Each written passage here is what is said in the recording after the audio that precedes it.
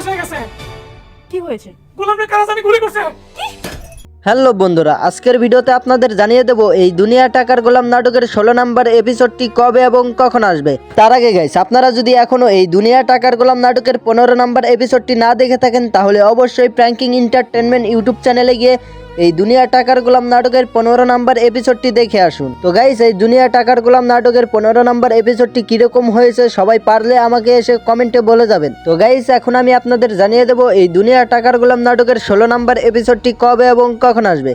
তার আগে গাইস, আপনারা যদি এখনো এই চ্যানেলের নতুন হয়ে থাকেন তাহলে অবশ্যই চ্যানেলটিকে সাবস্ক্রাইব করে রাখুন, কারণ এই দুনিয়া টাকার গোলাম নাটকের নিত্য নতুন আপডেট ভিডিও কিন্তু এই চ্যানেলেই আপনারা দেখতে পারবেন। আর এই দুনিয়া টাকার গোলাম নাটকের পর্বগুলো কবে কবে আপলোড করা হবে এটাও কিন্তু এই চ্যানেলের মাধ্যমে আপনাদেরকে জানিয়ে দেওয়া হয়। তাই গাইস, আপনারা সবাই চ্যানেলটিকে সাবস্ক্রাইব করে রাখুন। তো গাইস, এখন কথা হচ্ছে এই দুনিয়া টাকার গোলাম নাটকের 16 নম্বর এপিসোডটি কবে এবং কখন আসবে।